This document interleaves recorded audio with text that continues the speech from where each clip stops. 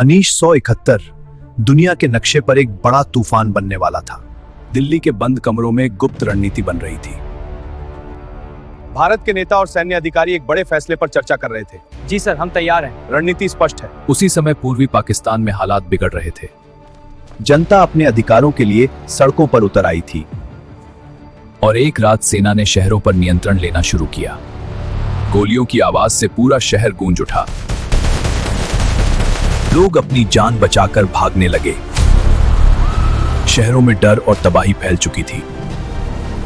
लाखों लोग भारत की ओर भागने लगे। कुछ ही महीनों में भारत में लाखों शरणार्थी पहुंच गए। यह संकट भारत के सामने एक बड़ी चुनौती बन गया।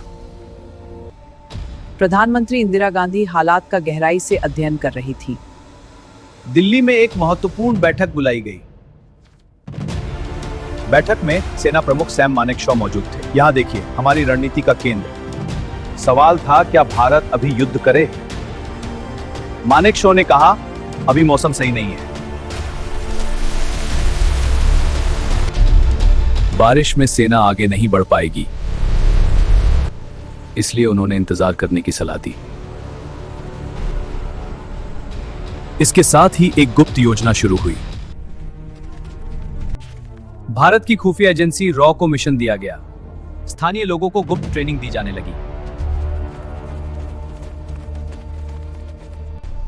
यही लोग आगे चलकर मुक्ति वाहिनी बने। उन्होंने पाकिस्तान की सप्लाई लाइनों पर हमला शुरू किया। विस्फोटक तैयार है। धीरे धीरे पाकिस्तान की सेना कमजोर होने लगी। कई पुल और रास्ते भी नष्ट कर दिए गए। पाकिस्तान की सेना इन हमलों से परेशान हो गई। स्थानीय लोग भी मुक्ति वाहिनी का साथ दे रहे थे। गुप्त संदेशों के जरिए ऑपरेशन चल रहा था। संदेश भेजा गया, पुष्टि की गई, आगे बढ़ो। इसी बीच भारत भी अपनी तैयारी बढ़ा रहा था। सीमा पर हथियार और रसद जमा होने लगी। सैनिकों को विशेष ट्रेनिंग दी जा रही थी। वायुसेना भी पूरी तरह तैयार हो रही थी। नौसेना को भी अलर्ट पर रखा गया।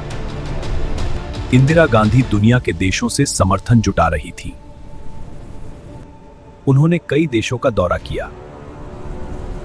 हर जगह उन्होंने शरणार्थियों की स्थिति बताई। दुनिया धीरे धीरे इस संकट को समझने लगी। भारत अंतिम रणनीति तैयार कर रहा था। हाँ, हमें हर पहलू पर विचार करना होगा। तैयारी पूरी कर लो। युद्ध का समय करीब आ रहा था। भारतीय सेना अब सीमा पर पूरी तरह सतर्क खड़ी थी। सीमा पर हर सैनिक को पता था, युद्ध अब दूर नहीं। 3 दिसंबर 1971 की शाम पाकिस्तान ने एक बड़ा फैसला लिया। पाकिस्तानी जेट अचानक भारत की ओर उड़ान भरने लगे। कुछ ही मिनटों में भारतीय एयरबेस पर हमला शुरू हो गया। एयरबेस पर अलार्म बज उठा और सैनिक तुरंत सक्रिय हो गए। भारत ने भी तुरंत जवाबी कार्रवाई शुरू कर दी।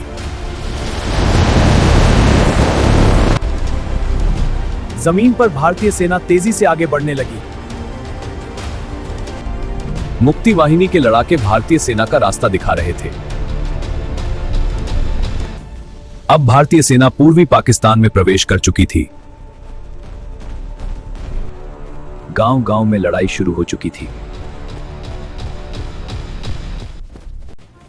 कई महत्वपूर्ण पुलों पर भारतीय सेना ने कब्जा कर लिया। शहरों को चारों तरफ से घेरने की रणनीति अपनाई गई। सेना ने तेजी से आगे बढ़ना जारी रखा। पाकिस्तान की सेना धीरे धीरे पीछे हटने लगी। अब लक्ष्य साफ था, ढाका।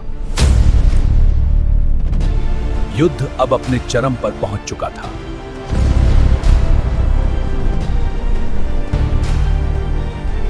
पूरी दुनिया इस युद्ध को देख रही थी।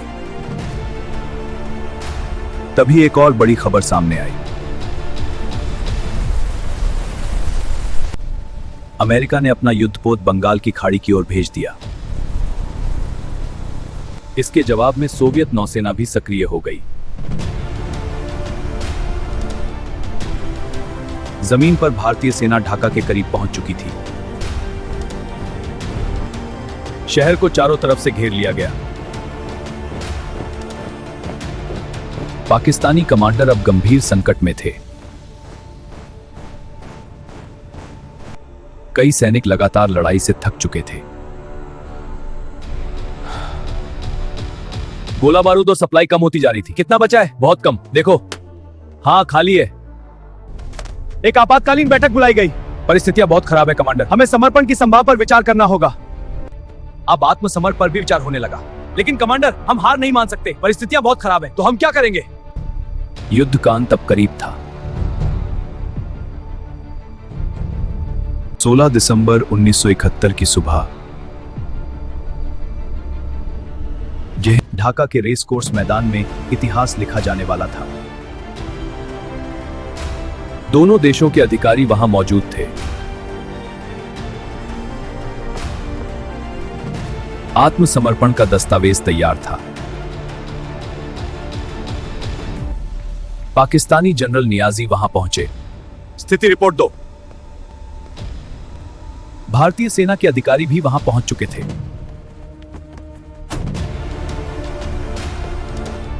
भारतीय सेना की ओर से जनरल अरोड़ा मौजूद थे।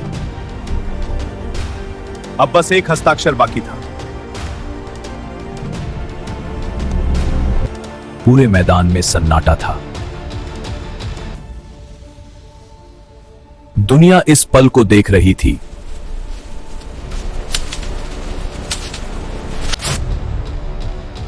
और फिर इतिहास बन गया। पाकिस्तान की सेना ने आत्मसमर्पण कर दिया। हजारों सैनिकों ने हथियार डाल दिए। युद्ध खत्म हो चुका था। लोगों की खुशी का ठिकाना नहीं था। ढाका की सड़कों पर जश्न शुरू हो गया। एक नया देश जन्म ले चुका था। बांग्लादेश का झंडा पहली बार लहराया। यह आजादी का पल था।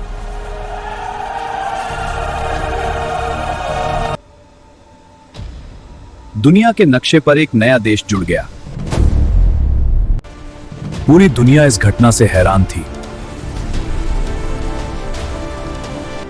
भारतीय सेना के लिए यह ऐतिहासिक जीत थी। यह रणनीति की शानदार सफलता थी। यह कूटनीति की भी जीत थी।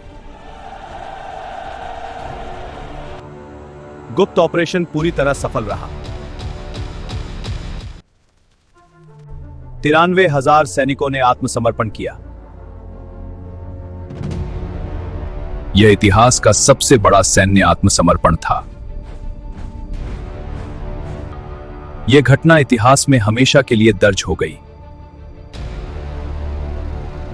युद्ध के बाद नई उम्मीद पैदा हुई। एक नई शुरुआत हो चुकी थी। 1971 एक ऐसा युद्ध जिसने दुनिया का नक्शा बदल दिया।